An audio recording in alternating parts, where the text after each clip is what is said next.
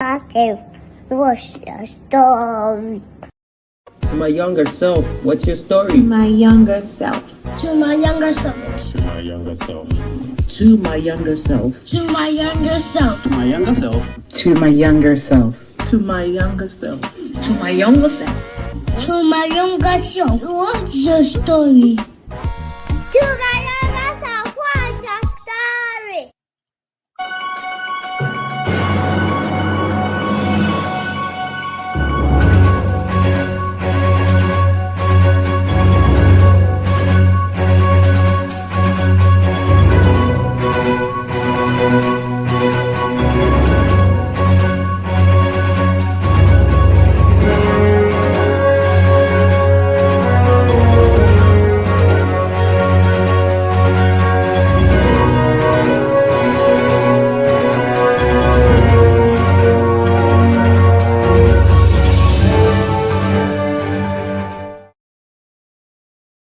Well, hello and good morning. Good morning. How is everybody doing?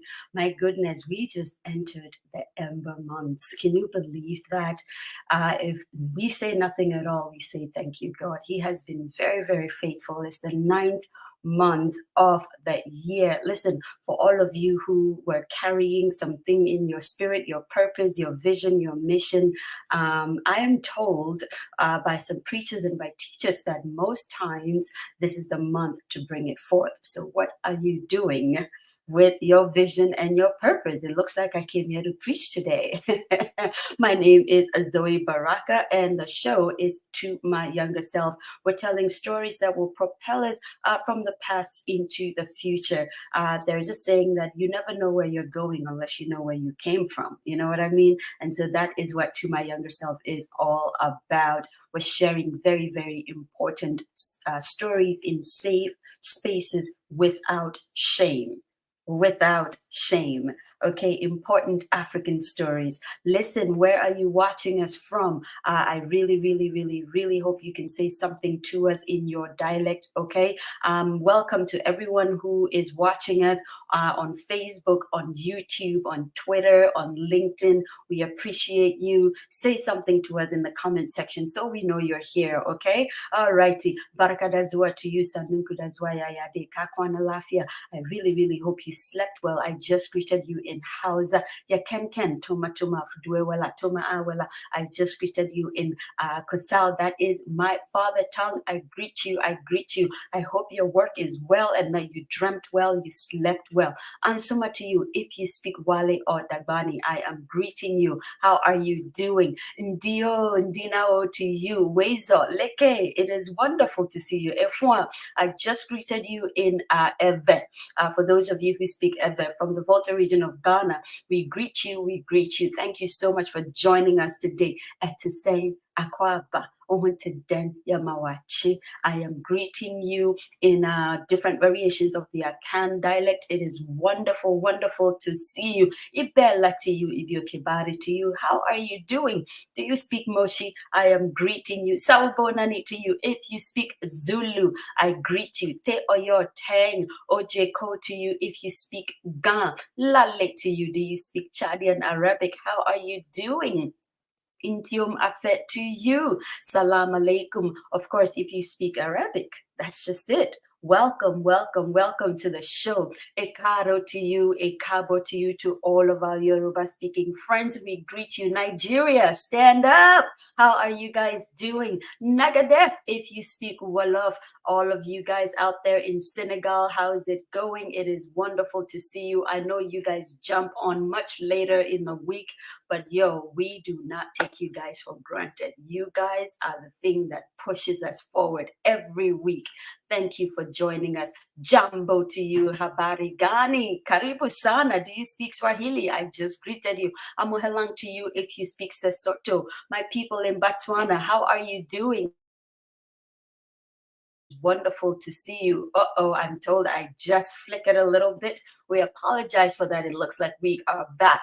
Kotoli'i to you. If you speak for Foldy, do you speak Fulani? I greet you. I greet you. Akei to you. We're paying homage to all of our friends in Haiti. How are you guys doing? You guys are the quintessential storytellers of the earth. I know it. Bom dia to you if you speak Portuguese. Bonjour, buongiorno, buenos dias, of course, imaraba, imaraba, welcome, welcome. Listen, when you join us, if you join us, say something to us so we know you're here, okay? Let's go into the comment section and see who is here. Oh, it is us asking you, where are you watching us from? It is wonderful to see you. Say something to me in your local dialect. I do want to hear from you. I do want to hear from you. And when you join us, please do us a favor. Share, share, share. If you're on Facebook, share. If you're on LinkedIn, share. If you're on Twitter, share. And if you are on YouTube, share, just share. Tell your friends something amazing is about to happen on To My Younger Self, and you want them to be a part of it. And then ask your friends if they have enemies, because I know you don't, but if they happen to have enemies, they can invite their enemies too. It's a good place to become friends, I promise. I'm very, very excited. I want to introduce you to my next guest storyteller. Let me tell you, the beautiful thing about Africa is that there is no age range to intelligence and wisdom and just pure panache and beauty. And I love this young woman that's about to be on this show because I've watched her from afar for a long time. And every single time a door has been opened or that she has been given like the tiniest amount of rope, she just takes it in and turns it into like, I don't even know what to say. And then she just throws it into the future.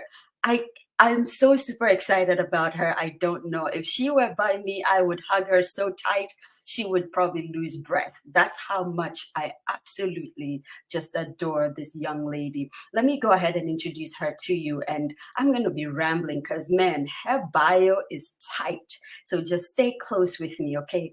Alice Amegah is an expert in technical and vocational education and training for skills development with extensive experience working on adolescent mental development, youth career guidance, youth counseling, and skills development with national, regional, and international organizations. Alice holds a hold your breath, D in Education and International Development from the University of Cambridge, having obtained an MSc in Comparative and International Education from the University of Oxford. She also holds a BA in Psychology from the University of Ghana, specializing in clinical and education psychology. Her research includes young women's participation in science, technology, engineering, and mathematics in vocational pathways in Ghana, and employers' engagement in youth skills development. Can somebody say amen already? Through her youth skills development research, Alice initiated the Education and Inspirations Hub. This intervention aims to provide disadvantaged youth with adequate information about education and career pathways to broaden their horizons and prepare them for better education and career transitions. She is a 2022-2023 World Bank Africa Education Fellow with the World Bank Education Global Practice Group for the South Asia region. My mouth is full already. Can we all just go home? Because, I mean, what else do you want to hear from her, right? Her work in the region also included consultancies on the Lighthouse India project, a knowledge sharing project on skills development between India and several African countries. Alice currently works as a consultant with the Education and Technologies team at the World Bank. In her new position, she is conducting a systematic review looking at hybrid learning interventions that can help education policymakers develop resilient education systems to ensure the continuity of education during crisis. She is passionate about empowering youth to propel the global self-sustaining agenda. Hey, as for today, Zoe has spoken English. Even me, cry. I know I spoke proper English. Aye. Ladies and gentlemen, without further ado, please, please, please help me welcome. I almost wanted to say on the stage. Help me welcome on the stage, well, on the virtual stage, the absolutely indomitable, incredibly beautiful, beautiful Alice Amegah. Hi, Alice. How are Hello, Zoe. you? I couldn't hold my laughter and a good smile. Why? Thank you. It is wonderful to see you, my dear. Oh my goodness. Look at you, just looking radiant and brilliant and shining. Oh God. I think I just want to hug you. I just want to hug you. Big hugs. Big hugs. All right, Alice. Listen, 10 minutes in, I'm always telling people my job is kind of sort of done. So this platform is yours for the next 45 minutes to about an hour, where you get to regale us with your story. So listen, take us away. Thank you so much, Zoe, for using your platform and giving voices for people to tell their story. And I must say, I'm very honored when you invited me, and I am privileged to be here today. So I want to first and foremost thank God, who is the author and finisher of my faith, who has brought me this far. Whilst I thank everybody that has supported me this far, even before I go into the story. My story is going to be about a village, and so I'm thanking the village in advance. I love it already. We always say it takes a village, and I'm here to Right. share The village people. how it takes a village to Right. get someone like me this far. And so I'm going to, so just the stories about my childhood, especially, and how the journey has been for me. And I know my family and friends are watching all over the world, from Ghana to the UK to the USA. And, you know, I have friends all over the world. So warm greetings, good morning, good afternoon, good evening, wherever you are. I mean, you've done justice to my introduction, and I wouldn't go into saying anything about myself. But I would like to again say I'm sharing a story about how it takes a village, and my story is going to start with my grandma.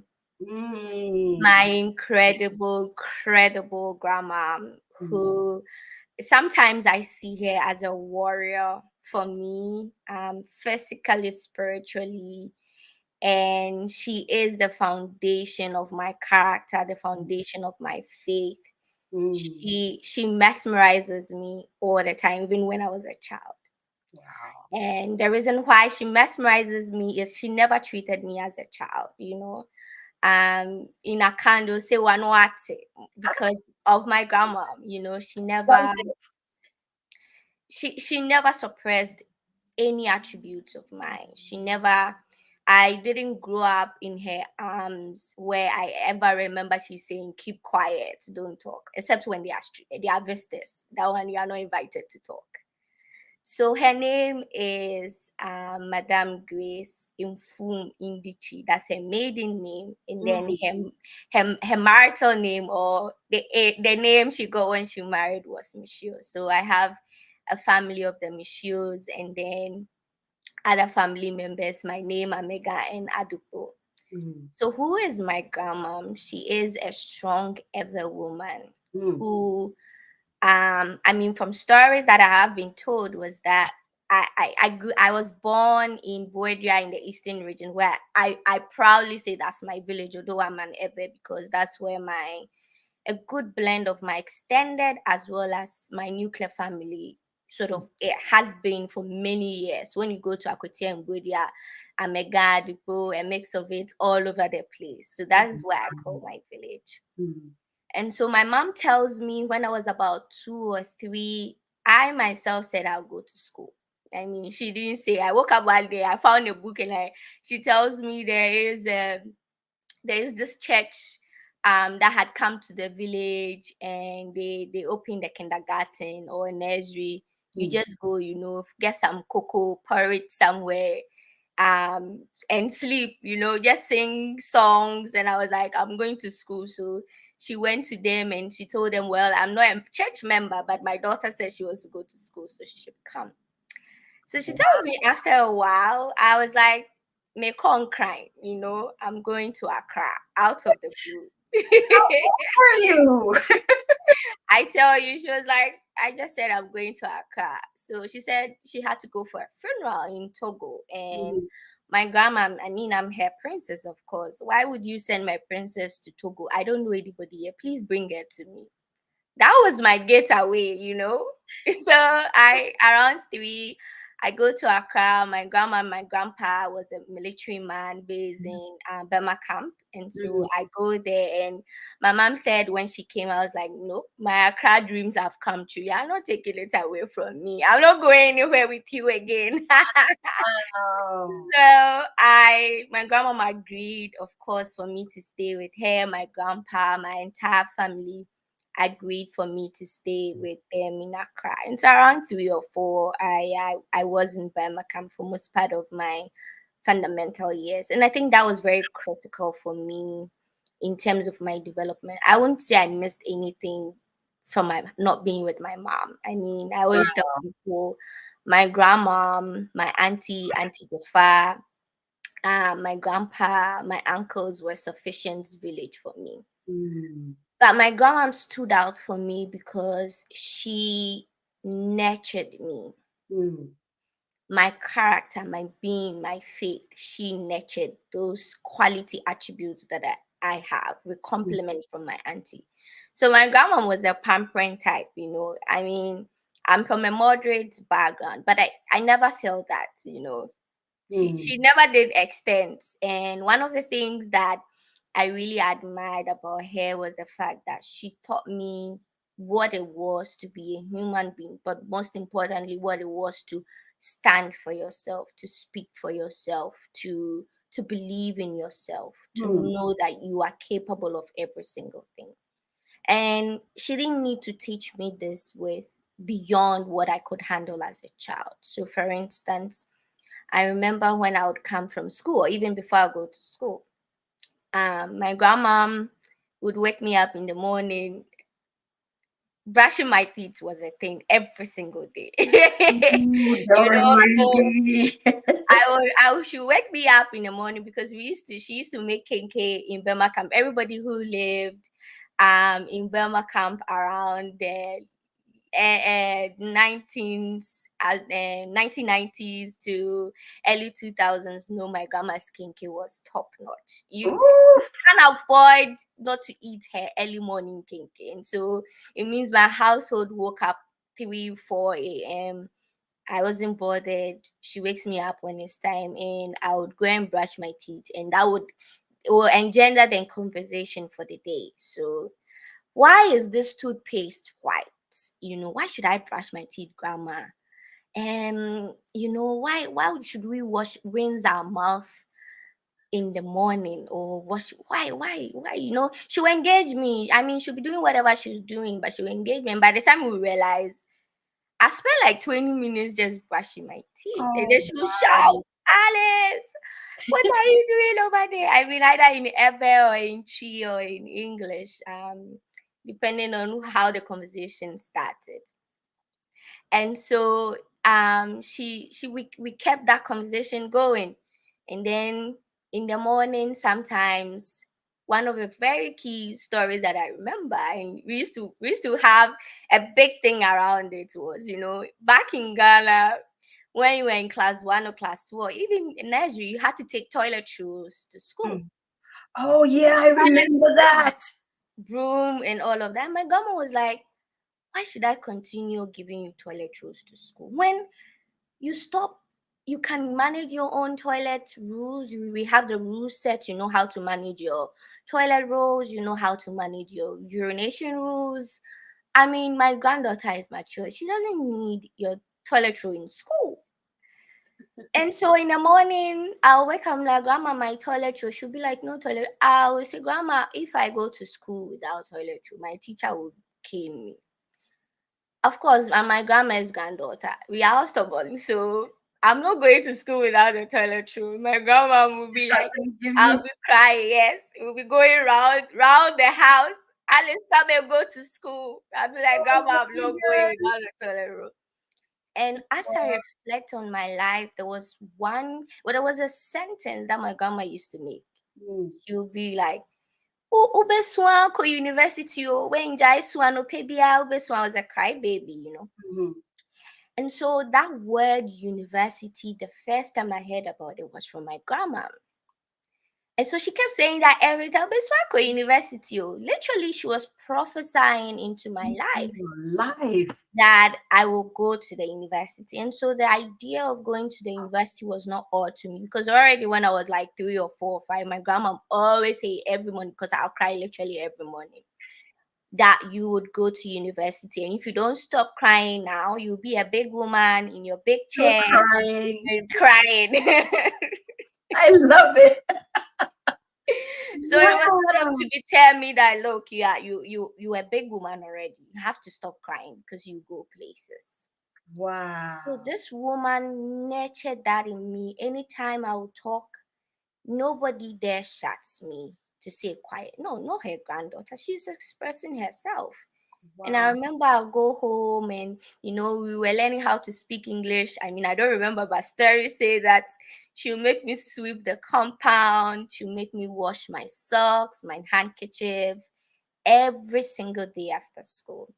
Wow. And the stories I heard from my uncles, especially my mommy, their last born, Uncle Eric, was that I used to say, Dabi, page out your leg and let me sweep. So we said my grandma was sitting outside and I had to sweep. And I had to sweep by her foot. And so I was trying to tell her to raise her foot so that I can Dabi, page out your leg and let me sweep. It became my nickname, Dabi, page out your leg. Oh my God. And so the discipline, the courage, the confidence, the eloquence was because my grandmom didn't set any boundaries for me. She allowed me be myself, my most truest self right from childhood. Wow. And she framed that with, you are capable, but you are human. You have to love, you have to be kind, you have to be respectful. And one of the things that my grandma did that was very significant for me was the fact that she rewarded me with praise. So when I would, the slightest thing I would do, well done. Oh, yeah, that's my girl, you know, those kind of encouragement. And she never said you cannot do it. I never heard her say you cannot do it. She was always, I remember I used to come back from school and I'd be like, Grandma, I'm going to look for firewood for you, you know. She would never say don't go. She'd be like, yeah, go and find me where you can get. Once I come, whether you're doing one single stick, I mean, I was actually not going to look for firewood. I was going to play, but that was the only way I could get out. I love this. I'll go and do all my play and go and find one single stick. Even when I come, she would say, well done, and take that one single firewood. Wow. In her kinky fire or fish fire or whatever. And so for me, I have a sense of gratitude. I have a sense of you are capable. I have a sense of they'll praise you. I have a sense of there are no boundaries with what you can expect because you are capable. Wow. But this story was short-lived. I mean, sometime I don't remember very well, but I remember when Kofo came into power, there's this strategic reshuffling of military personnel in Burma camp. Oh my God. And so my Accra dreams, the girl who took her bag from the village, I'm going to Accra, had to go back to the village. Oh. But my grandma made the decision. I never understood her because for me, it was grandma, you and I forever. You know, so I was heartbreaking. I could go to the village for vacation and come back, but grandma, it's you and I, you know, it's you and I in our little village in Burma camp. Everybody knew me in Burma camp, you know. And so I had to go back to the village. I have to go back to Boedia. My auntie, everybody, Auntie Jifa supported me. By the way, Auntie Jifa was a disciplinarian. And so it was well balanced at home. Whilst my grandma was pampering me, my disciplinarian auntie was there. You know, she was with the cane, like yes, you definitely have to be a lady. Wow. You can't insult. The word they usually I'm 30 years and I'm still very shy of using these words because my auntie won't have it. You won't use those words at home. Like you're insulting somebody, you're not sitting well, you're not eating well, you are not going to have it. And so I had a good balance of pampering and discipline. Yeah. Wow. So by the time I'll go to the village, the foundation was set. One, I was confident in my skin. I didn't have any sense of boundaries of what I could become or do. I was a respectful girl. I was going to church already. My grandma would make us fast sometimes. I mean, I wasn't compelled to fast, but I mean, if I want to, even if I do it from 6 to 10, I fasted, you know. You did. Listen, 4 hours without food is a lot of work. Yes, that's too much for me. So I had all these foundations set, and so she wasn't worried I was going back to the village. So I went back to the village, I think around class 5 or class 4. And my mom was distraught because you know, from Accra I was going to Birmingham School, I was going to Forces Basic School. There were structures, you know, we had teachers. There was that sense of good learning foundation. Alice, I'm so sorry. Let me cut in here right now. Eric Michaud, thank you so much for this comment. He says, Grandma is watching now and she's crying. And now I have tears in my eyes. Grandma, we honor you. Davi, thank you. Look what you have done. Look at this beautiful, eloquent African woman today. We just want to honor you. God bless you for just giving her so much to give to the world, but most importantly, to give to herself. Because I'm watching her now myself and I'm going, wow, your grandma did good. So grandma, thank you. I just wanted to take a pause here so we can acknowledge grandma and clean your tears, grandma. This is pride right now, like just proud moment right now. All Thank right. you so much, Zoe. That was very important to me. I Yes. appreciate it. Yeah. And I for my thank you, grandma. I can't finish saying it, so I We won't will even never finish saying it. yeah. And so I had to go to the village around class 5 thereabout. My mommy, as I was saying, my mommy was distraught because she didn't know how would she balance somebody like me. I was a handful. My grandma made me a handful. I could tell my peace of mind, you know. So she was like, how can she balance the village school? Somebody had been in Accra all this while, from age 3 up to like 9 or 8 thereabouts. And just that it was a lot for her because she didn't want me to lose. She was scared I'll lose that key foundation. And so I went to the government school for a while, and the government school teachers was like, hey, we'll promote her. This one, the class 5 is even too much. And my mommy got scared. My mom was like, hey, these people will promote my daughter. I keep promoting her. She might not learn. And so my mommy was just looking for school everywhere. She was talking to, I literally remember her going one way after the other, asking people where can she go, what school would be good for her. This is it. And whenever I spoke to people were like, hey, Uba naughty bro fool. I love it. School bay, good school bay they did it because you know in Chi and people were wondering, you know, because there's an aura around me, you know, because I was just confident enough to, but equally nice, you know, and I was just a little girl. And so, luckily enough, the idea of international schools or private schools were cropping up in the village. And so there was this two towns, Kede, which is before Adonkrono. So there's Puedria, there's Adonkrono, and then there's Kede. Those who live within the Asamankesi Kede area knows this very well. And so there were 2 schools that had cropped up. And Zoe, when I went to the school, my cousins, my father's side, lived in Kede. My father's, their firstborn lived in Kede. And so she had children there, and she herself was there. So we went there, and the children was like, oh no, my mommy shouldn't send me anywhere, and that they know the school very well. The school has been amazing, it's doing very well. It was just a shelter school. The first day I went to see the school was just wooden structure knocked together, children over everywhere. I said, hey. My mom looked at me and was like, we are not doing this one. Hey, this is private school. It's very different from what I know. I know concrete structures. I don't know Mhm. wooden structures. And so Wow. that tells you how my world had changed in a twinkle of an eye.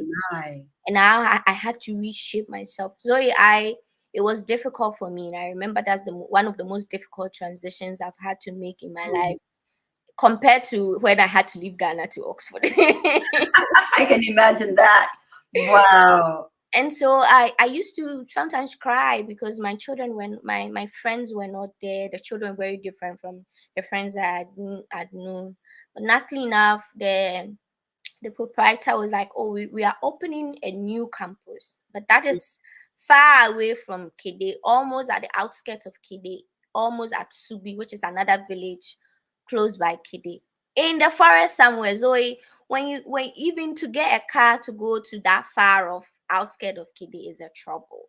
Now Wow. when you get off at the bus stop of the school, the mile you have to walk to the school, oh my god. Wow. There was forest all over. There were palm nut trees. There were like orange. It was like an orange plantation or a plantation, big trees. From Accra, there wasn't a lot of big trees like that. So it was a new environment for me. And then when I went to the school, I met the administrator who was then to do the exams. I spoke my English. And the man was like, oh, we don't even need to, you don't even need to write the exams. We'll take you to whatever class you want. What? Yes. So I didn't do any entrance exams. I said I was in class 5. They were like, we can even take you to class 6. And my mom was like, we are not doing this promotion thing anymore. Wow. But my grandma used to tell me a story that when I was in school, I used to get promoted a lot. Mm. She tells me I was a very intelligent girl. And so because I was very eloquent, and also she didn't give me a sense of barrier, and I had a good rapport, it was very easy for me to jump from like kindergarten 1 and somewhere else. Mhm. And so when my mom told me, my grandma insisted that we maintain my class. And so I went to class 5 and I continued. Now my first day in school, I was introduced like the girl from America. So for a while, I'm You telling you, were just in Accra. I was just in Accra, Wow. because I could speak good English and I was very eloquent. Yeah. So some of my colleagues for a while thought I was from America. I said, people, you and I, we are here together. We are in Ghana. We are not anywhere far from Ghana. Wow. So one of my teachers, who Mr. Hansen of Blessed Memory, and I can't say this without mentioning him. My first day in school, when I was back in Accra, I was very intelligent, but I struggled. I had a history of bad asthma, and so I had anxiety. Mm. And so in the morning, whenever we would do dictation, my friend Docas and Priscilla, I have to mention you here. I was looking for them when we were doing dictation because I can't spell the things. Once they clean the board, everything vanishes because I'm already anxious. Right. And so when I went to the village, and for me, that's the miracle of that transition. Mm. My English teacher, I remember very well, my first English test, I had like, I think it was midterm because I was moving middle of the year. Mhm. So in the private school, they did midterm. So I did the midterm exam and I had 67 or 68. And the teacher came to class, that's Mr. Hansen, pulled out my paper and was like, watch out for her. To get 65 on my exams as a fresh student, she's so intelligent. And I was like, hey, me, I know I'm intelligent, but when it comes to spelling and English and all of that, I can speak. But writing is different. Wow, what has this teacher seen in me? And so she took a keen interest. He took a keen interest in my development. Wow. And he was an Ewe as well. So it was like, oh, this is my daughter. And he also had a daughter in the school in the same class, but I was his daughter. Wow. And God that bless him. teacher would nurture me indeed as a daughter. And that's how the village is forming. So Mm. from one village in Bemakam to another village I am Mm. finding in the village, in my school, in my community, my mom, my dad, my siblings. And so whilst I was figuring myself out, trying to settle in, my friends used to write me letters, Dorcas, Presla. So gradually I From found Burma camp? from Burma camp, So yes. you guys would write letters. Oh Yes, my you're right. God, I missed that. Yeah. Yeah. And so that kept me going. And gradually I was settling in the village, finding my feet. People got to know me. Funny enough, once I moved to that school, a lot of parents from the village were like, "Oh, where does your daughter go to school? Banoko school, eh?" And they're like, Mhm. "Oh, she goes to school in Kede." We're like, "Oh, we're also sending our daughters there."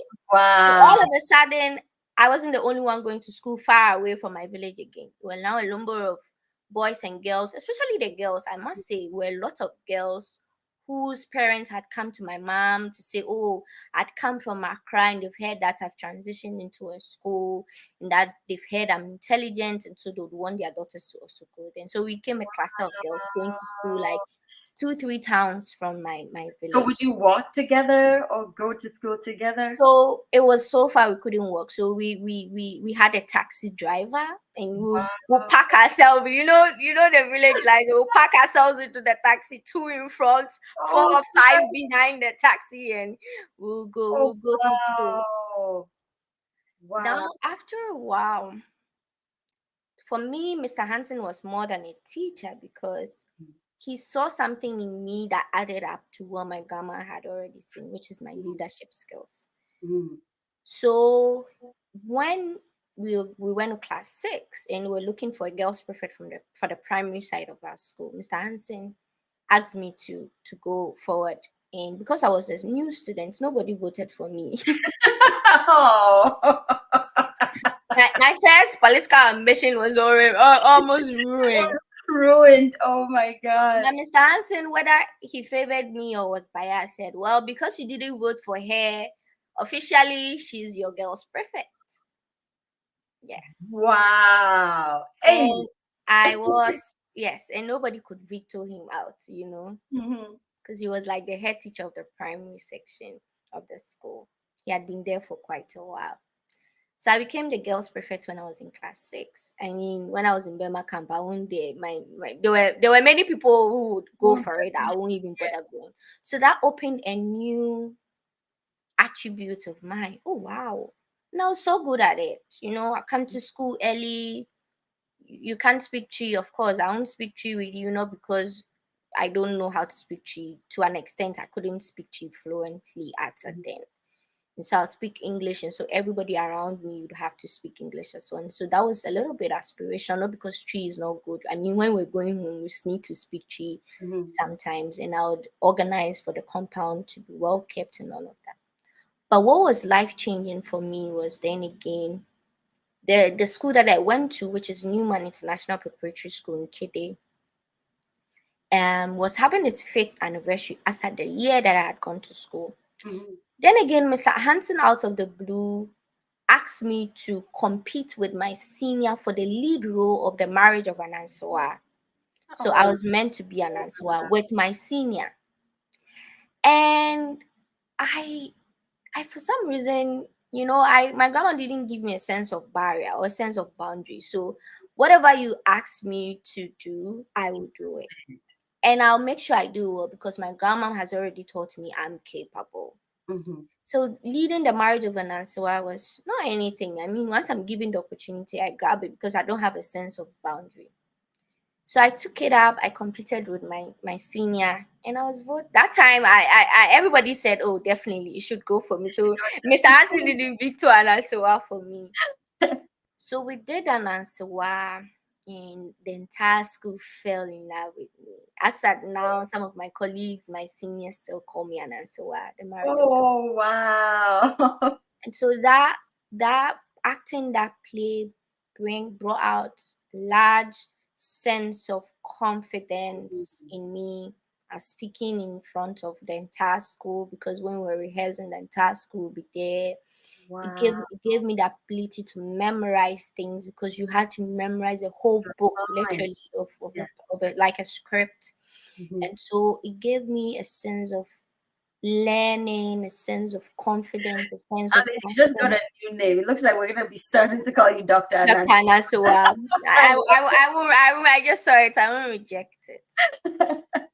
Wow. And so that added a new mode to what, however, my grandma had already molded me. Mm. And I Mm. must say that my mommy, that decision that she took, brought me in, although it was very difficult, she didn't know how to handle me, it was really helpful. And I saw how madam, that woman was very interested in my education. That was the first time I'm seeing my mom, what she was doing behind the scenes that I couldn't see in the market. She Mm. had a very small market table. She was just selling spices, tomatoes, things, tomato. You know what our mothers will sell in the market. Yes. And that woman will travel all the way to Accra in and out just to get my books, get me my new uniform. Because she knew what I loved. She knew right from childhood. I was the one who said I want to go to school. Mm-hmm. She knew I loved school. She would buy my new uniform, my new school bag, my new shoes. I saw her wake up 2 a.m. just to catch a car to Accra Right. to go Wow. and buy food, just to buy things to come to Accra. She'd had accidents like 2, 3 times while she Oh, was coming back. And so I saw all these sacrifices, my dad as well, comforting me, stop crying, it'll be okay. And so for me, the sense of a village is hmm. beyond family, is community. My there were grandparents in my village who just come and see me. How am I doing? It was like I was literally a princess. I used to, when I grew up, I used to tease myself. I, I was a princess in disguise. That I'm not a rich princess, but in Still a sense, the princess love every in the way. community, that Yes. was my worth. That Wow. was my worth. That was my Mm. value. And I Mm. value, as I grew up, I knew how much of love and value. And sometimes it's not about money. It's always never really about money. The Almost value the never. village gives you, the Yeah. offer they give, the opportunities they give, the love they show you. Now surrounded by a community of people that have shown me that love. And I Mm. think that one of the things that gave me such a community was because my grandma taught me how to be respectful. I Mm. mean, I sometimes go out of my way because equally she taught me how to be opinionated. So Right. So you I have have to to be a find good a balance balance. of. So I remember when I went to the village, my mom bought a book for me, How to Tame Your Tongue. Oh my God, I remember But that book. it was very different from her. But for my grandma, she's used to me being me myself. But for my Mhm. mom, she had to balance it out for me. She Right. was scared Oh, that one of these days I'll go and say something, and they get ask in her mother. trouble. Wow. So all of this had prepared me for something that I even didn't know. Mm. And so fast forward, I mean, I think I had a good mode. Mm. But what I would do in the village is to bring the children in my community together to do our homework together, to have good Wow. conversation. I was good at that, yeah. So once I come from school and then there's light, there was this neighbor of ours who had a light. And so Mm-hmm. what is the characteristics of Akwete and Bodia is that it's a mining community. And so some people who are into mining tend to get money or have some sort of level of affluence. And so there Mm-hmm. was this man in my community who had like big compound and With there was light and electricity. yes, Yeah. and he had children as well. So I just go there, we'll get our table, and then I'll ask everybody within my radius to come, and then we'll do our homework together. And Wow. then I'll bring my dictionary out, we'll do spellings, we'll read together, read storybooks, we'll have good conversation. I was the center, I was central to that.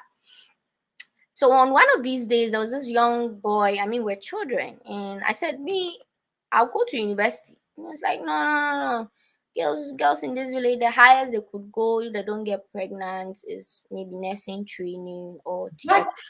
Yeah, he didn't know my grandma had already told me I'll cry even when I go to university. I say, "Hell no, me, I'm going to University of Ghana." So and I told him that, no, hold on, I won't just go to university. I'll make sure that I go to the highest form of it. I didn't know what it was. I didn't know it was a PhD, but I just told him, see me, I'm going, one, I'll go to University of Ghana. Two, I'll make sure that I go and get all the degrees that are available so that no boy will tell a girl. By then, my village, right, will tell a girl in my village that it was not possible, that a girl could not go to university. How old were you? Class 6, so I should be around 9 or 10. I can't. And so that was my personal challenge to myself. Right now, my grandma had opened the window that school was possible.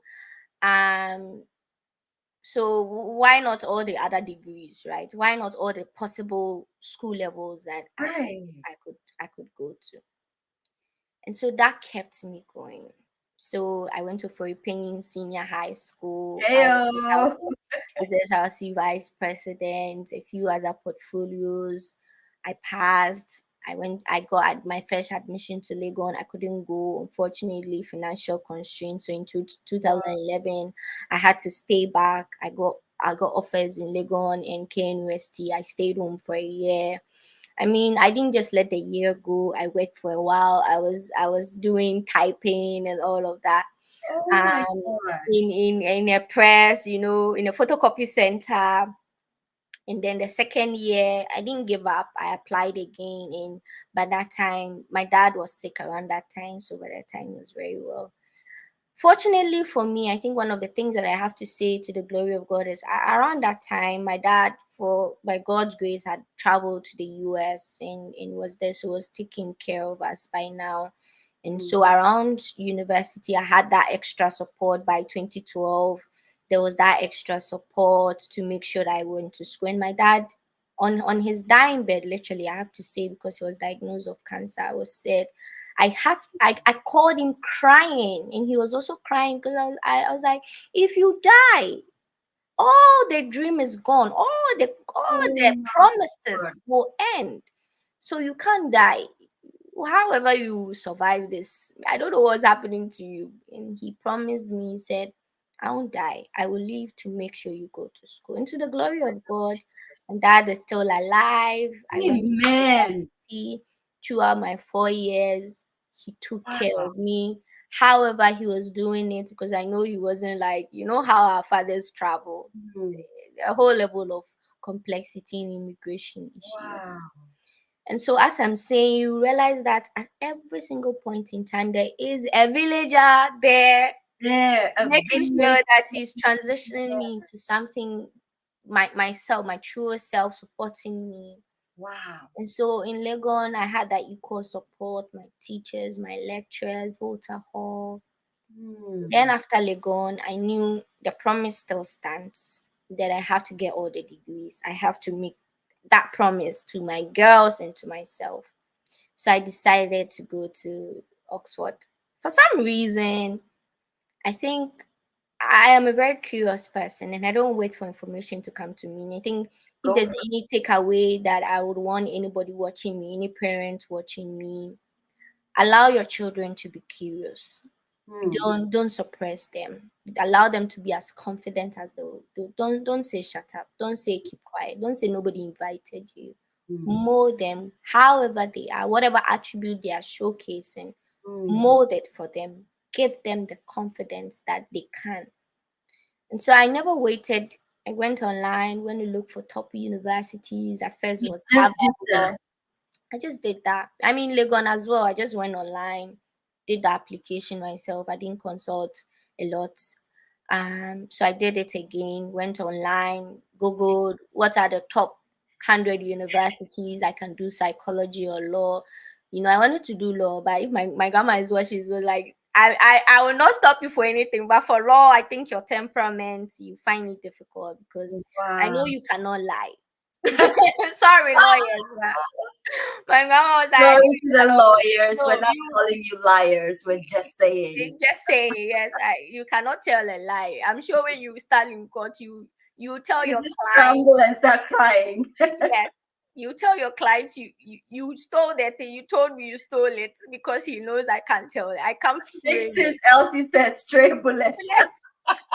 She said no. Oh, There was a whole myth. There was a whole conversation about becoming a lawyer. So I listened, and I mean, the decision was for me to go to school and inspire. So she was like, "Well, if you want to inspire girls, then why not do education? Not teach per se, but wherever you want to go, why not do it?" So I went online. I mean, look for all these universities, either psychology or education. And then I settled. I saw a program in Oxford around that time. The Rhodes Scholarship was going on, so I decided to do the Rhodes Scholarship application. I went through until the final stages. I was like the fifth out of 15 people, but there was just like one or two scholarships, so I didn't get it. But I still applied to Oxford. Then again, the village had become bigger, right? Oh my God. People like Uncle Bento Chimalo, who then was a Yes. stranger, Where is who he today? I didn't know anywhere. Friends, Papa Kojobotio came, mentored me through my Oxford application. There was this other lecturer in Legon who looked at my application for me. And then when I didn't get the Rhodes Scholarship, mentors like Sangu came in. I spoke to Sangu. It's like you didn't get the scholarship because you were not capable or because you were not competent enough. There was just not enough scholarships. And so he said, go out there, make the application, find you are likely to get a scholarship, right?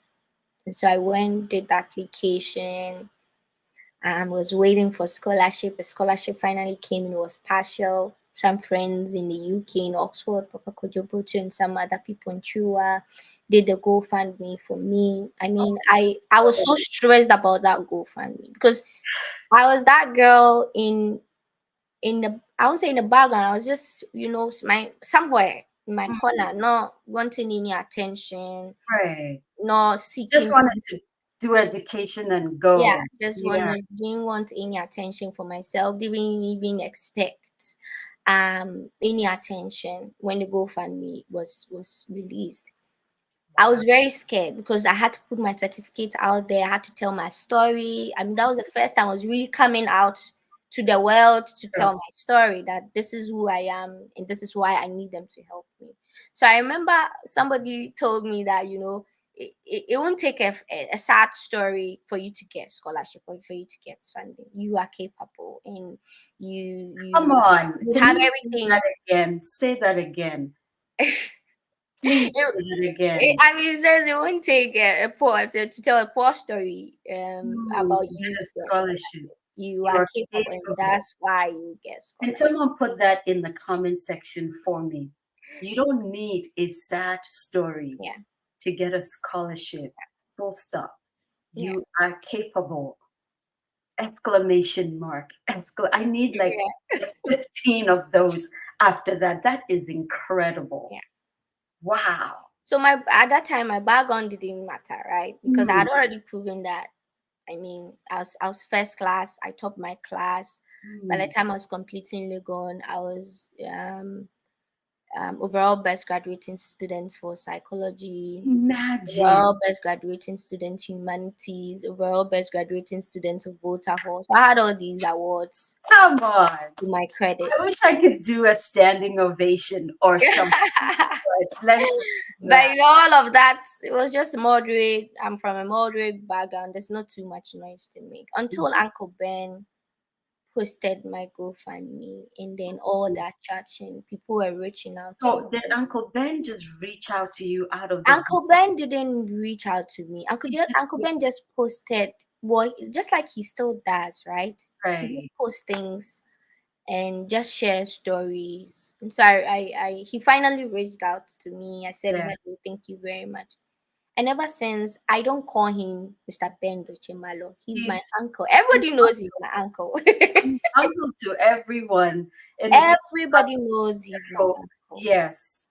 Wow. Going through Oxford, connecting with people, connecting with other extended mentors, Fui Chikata, Emefamo Akun, You know, now the village has extended beyond my immediate community. It has become Yes. bigger. People that I never imagined that I'll get a chance to talk to. I've got the opportunity to go and visit the president of Ghana, President Akufo-Addo. I've got the opportunity to go and visit the former president, Kufuor, His Excellency Kufuor.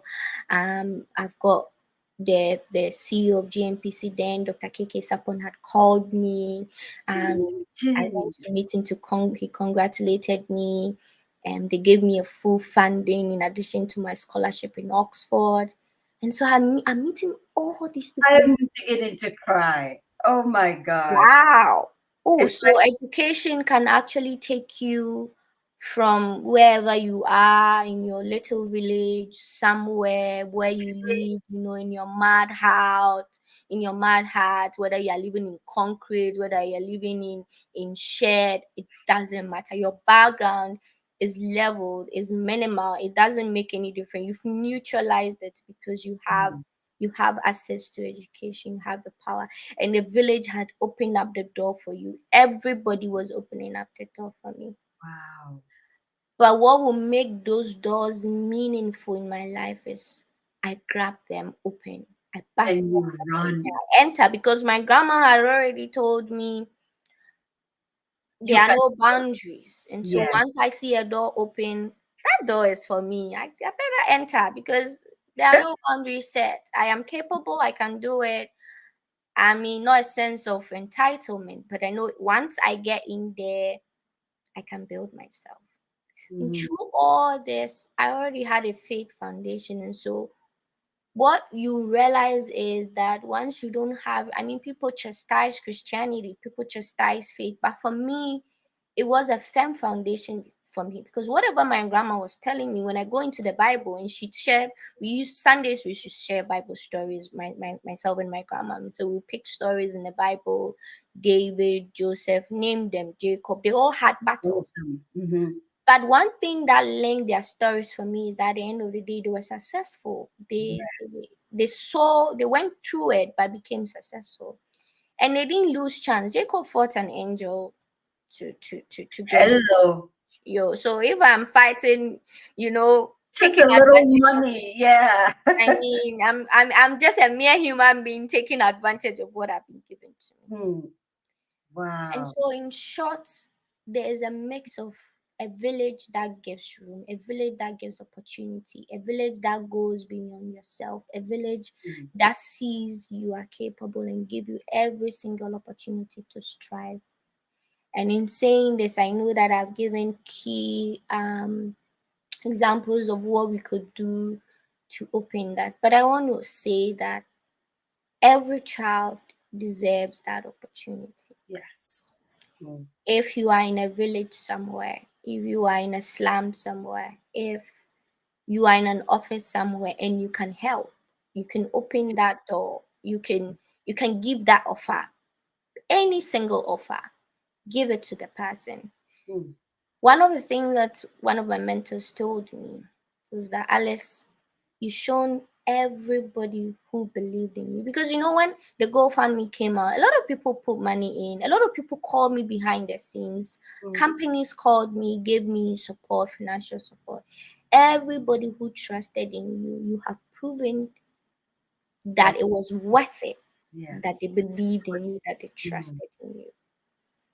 And so I sit here with a heart full of gratitude, in humility, in respect to every single body, from my grandma who laid the foundation, to my auntie, to my uncles, my parents, my siblings who support, my friends who still wrote to me today. We are still friends. From senior high school to those who doubted me, those who threw the challenge to me. Even doubters, that boy. That boy who gave the challenge. I wonder if he watches you these days. Spurred me on to say, well, I don't just have to go to university, but I have to go and do more than that. Very best, yes. And everybody that has supported me till date. I mean, I can't mention every single name because the village keeps growing. There are many people that I've met, even at the World Bank, even at at Cambridge, my supervisor took so much pastoral responsibility beyond just being a supervisor. And I must say that one of the things that you need as a person, if you want to have a village to support you, is to respect. Respect everybody, no matter what they look like, no matter where they come from, no matter what they can do for you. Give them that equal respect of love, and that draws them to you. That makes them know that you are human and you see them as human and you value what they do for you. Be grateful. So at the end of the day, this is my story, how it took a village to take that girl from Bodia to Fripingin, University of Ghana, University of Oxford, University of Cambridge. And I find my feet at the World Bank, navigating my life, navigating my career. And I've stand on tall shoulders. I've stand on people who decided to be strong for me. My mom, I saw her tears. I saw the extra mile that she had to go just to make sure that I didn't feel like I needed anything, to be deceived by anybody about what I would want to do in life. My cousins, everybody who rallied with me through the journey, the single messages that you sent in times where it was difficult for me to say, I just love what you do. Just keep going. It keeps me going. One word. The prayers that has come out for me. My grandma, when I was in secondary school and I was still finding my feet. She said, I came back from school and she said, I've gone to pray for you. I've gone to stand in the sun, pray for you. Pray Oh my for God. many Say hours. that. No. Rewind, Alice. Go. No. Oh She my was like, I'm going to stand in the sun to pray for you. She was like, Come on. pray for you that this will go far, that my granddaughter, I was her prayer topic, and I'm still her prayer topic. I'm telling you, that woman, I love her till death. Oh my God. I want I to love tell her. her. She said, I prayed for you, and I know you do. I know it's we already know where I was going, right? But You were in secondary school. Most yeah, people she gave me don't a know where sense they're of, said, I going. prayed Yeah. for your school. I pray that God will take you out. And so, like, those positive words around me, those rewards gave me a sense of, the battles will come and it would be difficult. But at the end of the day, you have a whole village to stand on. You have a whole village praying for you. You have a whole village opening the doors for you. You have a whole village supporting you. And that gets me going every single day, every single day. And I know, and I tell people that I am on a journey because I told my young self that I will go to school to the highest level, that every single girl would know that it's possible. And so I'm sharing my story that a mother, father, an auntie, an uncle, a caregiver somewhere will see me share my story with that young girl in my village, beyond my village, in different parts of the world, to know that education is possible. It transforms life. And when you give a girl child that education, you give them opportunity. And that is why I'll end by saying that it was very relevant for me to give back to my community. And so I make sure that my PhD was as practical as it could be. And so when I was in Ghana in 2021, I registered an NGO that would bring in a community of people, mentors, to give career guidance and counseling, education guidance and counseling to young people. And so we called Education and Aspirations Hub.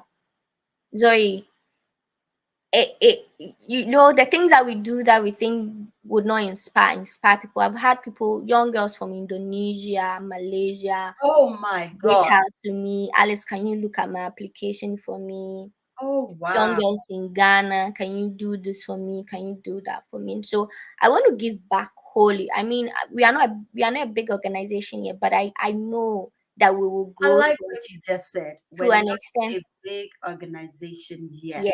Just yet. But I know we will grow because I know the village will rally to make sure that we develop. And so wherever you are, just follow us, Education Aspirations Hub. We are at Inspire, Educate Inspires.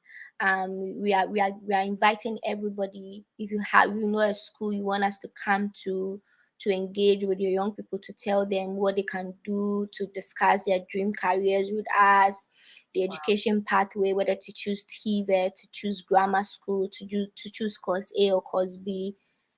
We are trying to do that because I know from my own experience, not everybody will have the village. Not everybody will get a counselor. I never got a counselor. And so I want my organization to stand in the gap to make sure that we are giving all the young people who deserve it the opportunity to think beyond their horizon, to inspire them that look, you might be in a village where nobody knows the name. You might be in a slum, some your parents might not have it, but it is possible. Once we show them that it is possible, they can. There's a saying that goes that you can't be what you have not seen. Right? It defies all odds for people like me, but again, it took a village. So I would end by saying that let's keep the village, wherever you are. If you are part of someone's village, just keep supporting them, and know that at the end of the day, you will see them shine. Thank you. Oh my God. I almost don't want this to end. It's such a riveting story.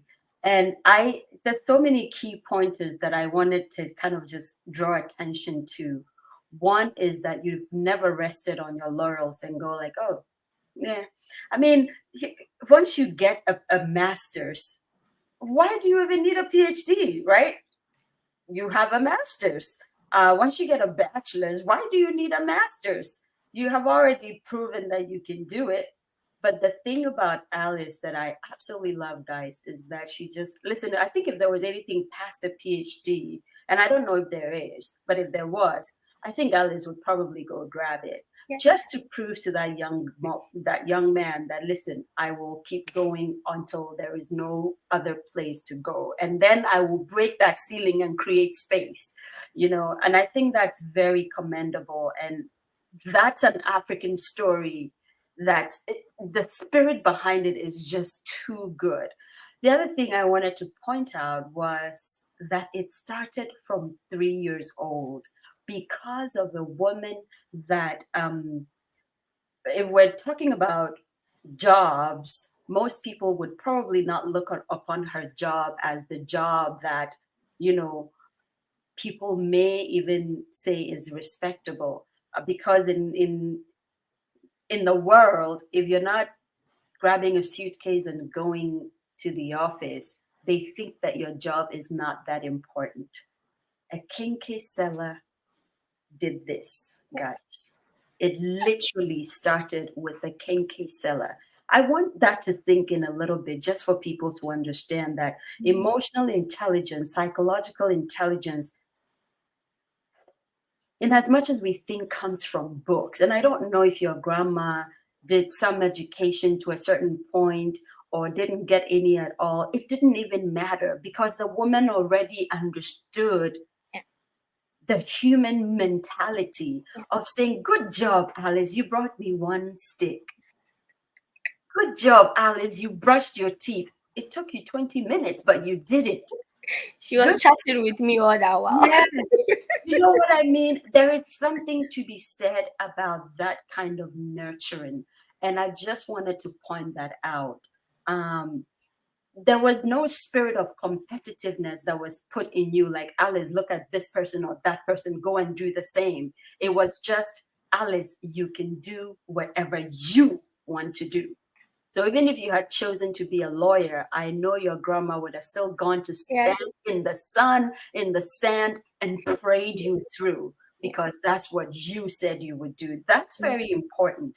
And lastly, what I wanted to point out was the fact that, because you figured out how to go on the internet and search and find places to go, educational places to go, when it came time to give back, you decided, I would do the same thing that nobody technically kind of really did for me.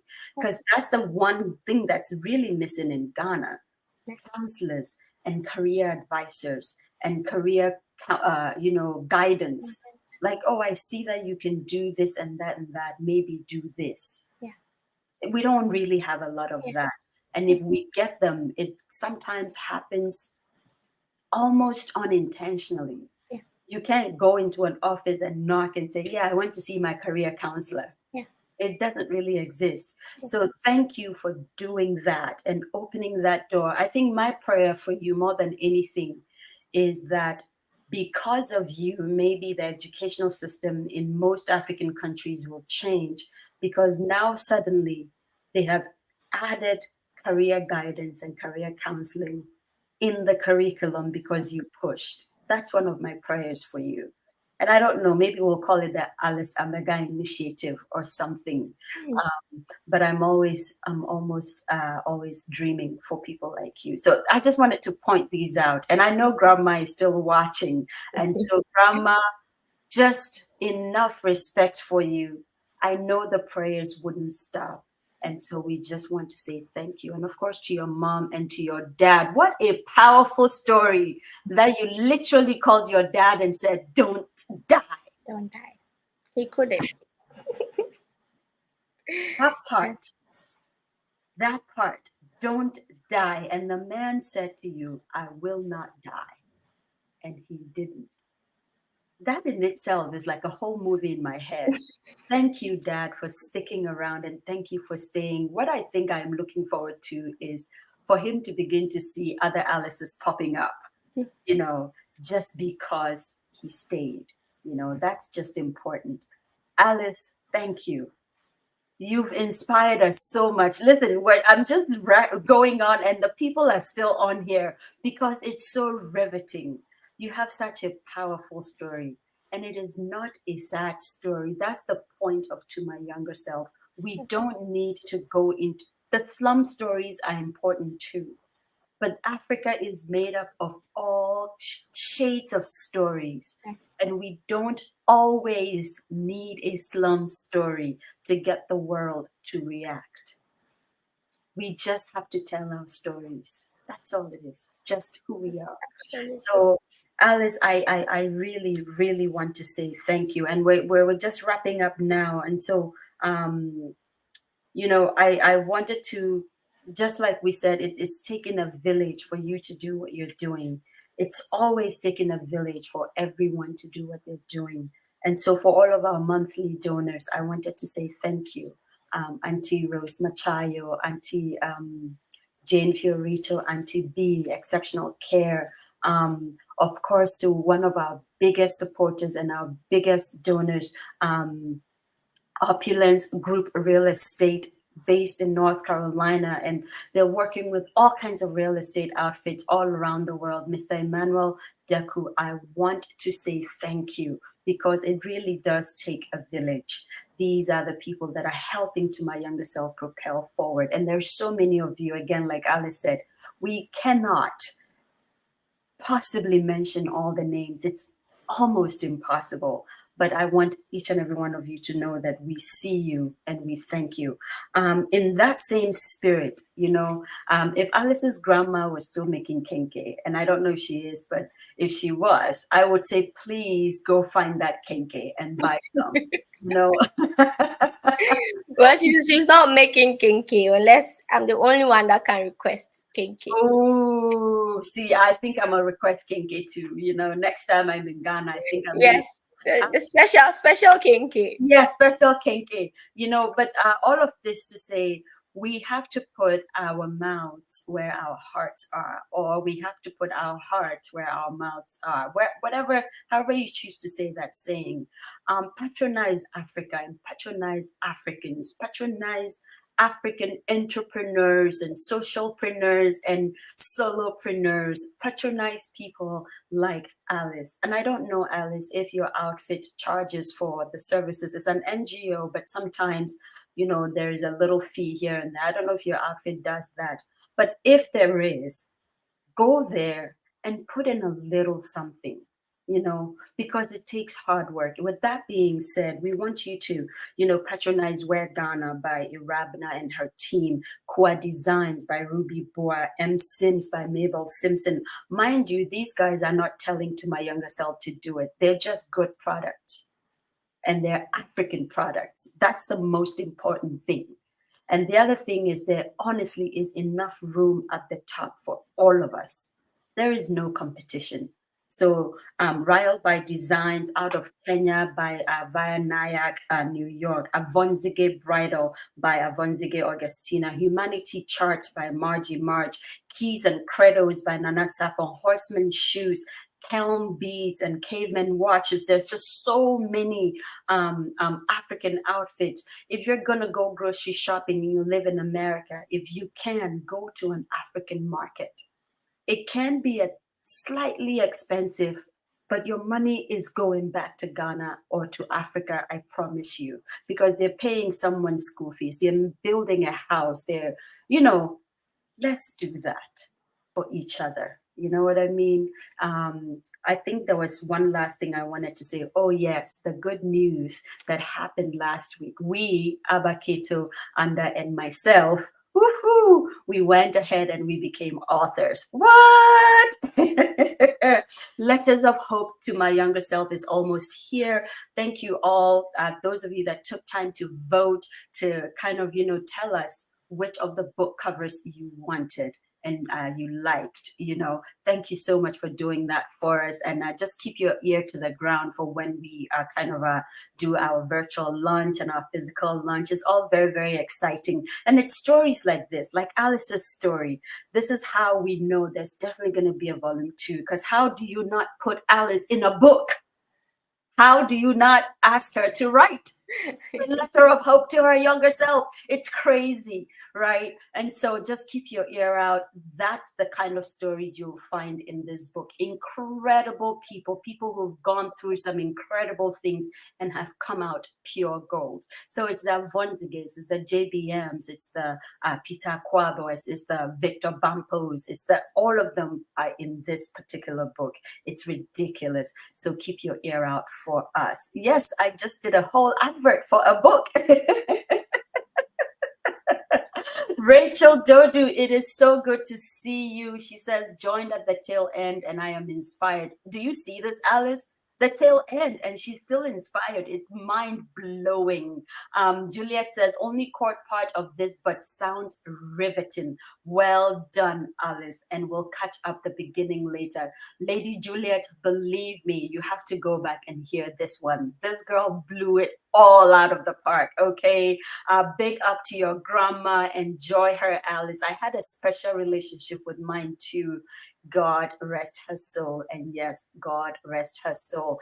I have a fun memory. My grandma, when I call her, she literally prays for me in the local dialect. It is one of the most powerful things you will hear in your ear when she's praying for you in Hausa or Busanga or any other local dialect. It just... I'm about to go into another storytelling rant. Let's not do that. Guys, it has been an absolute pleasure just hanging out with you and sharing stories. Alice, what is the last thing you would like to say before we kind of close today? Thank you so much, Zoe. Thank you for extracting the lessons from my story so far. I just want to say thank you again with a heart full of gratitude for every single person that has supported me, that has made me get the title doctor. Doctor, my soul doctor. For many of my friends who just Hmm. came to me and said, congratulations, Hmm. you know, for many people, I'm their first doctor, you know. Oh, I love it. So I want to say, wherever you are, carry the torch. Yes. Don't bury the light. Mm. Shine bright, for you never know who you are lighting the path for. Oof. It might be dark for many people, but with your torch, many people can light their path as well. And it would be a bright room wherever there's darkness because you lit your torch. So that would be my sort of concluding statement. And again, my heart full of gratitude for everyone, for the village, and that keeps growing. Thank you, Zoe. Thank you. With that being said, guys, carry the torch. Don't bury the light. Let that be your hashtag for the week. Carry the torch. don't bury the light. Go ahead and put that in the comment section for me. But give credit where credit is due. It's not a To My Younger Self thing. It's a Dr. Alice Amegah thing. So put it this way for me, guys. Carry the torch. Don't bury the light. Hashtag, please. The doctor is the part that I really, really want. Dr. Alice Amegah, right there in the comment section. Let's just see it flowing, flowing, flowing. I want to say thank you to Amanziba Nat Brew. We've been using your song as our closeout for a very long time, and it says that we've come from far. Wogwe Jeke. I think today Alice's story reminds me so much of this closeout song. We've really come from far. It's the girl like me from Boko in the northern region doing this because my father said I could. It's the girl like Alice from Kede somewhere. You know, she's not from there, but that's the school. Like it's the thatch. It boggles the mind how God has just brought us this far. We've really come from far. And so Nat Brew, thank you for the song. Big brother and uncle, thank you so much. And we thank you for allowing us to even use it. God bless you. And with that being said, my name is Zoe Baraka. The show is To My Younger Self.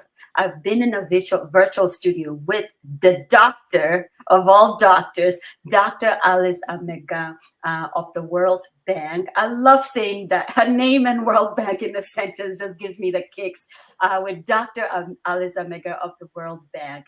And we'll see you next week. Just, you know, keep carrying the torch and don't bury the light. We'll see you soon. Have a wonderful, wonderful, wonderful time. And Dr. Alice, thank you for being on the show. Thank you, Zoe, for having me. We'll see you soon. Bye, guys.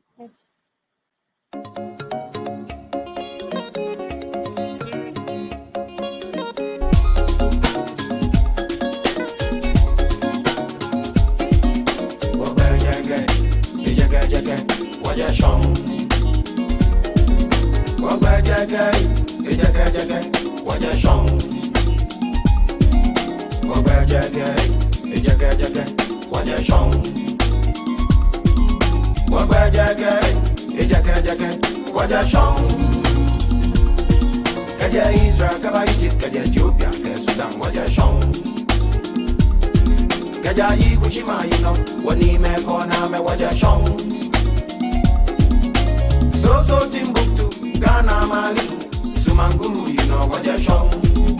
Waja Jage, Waja Shong.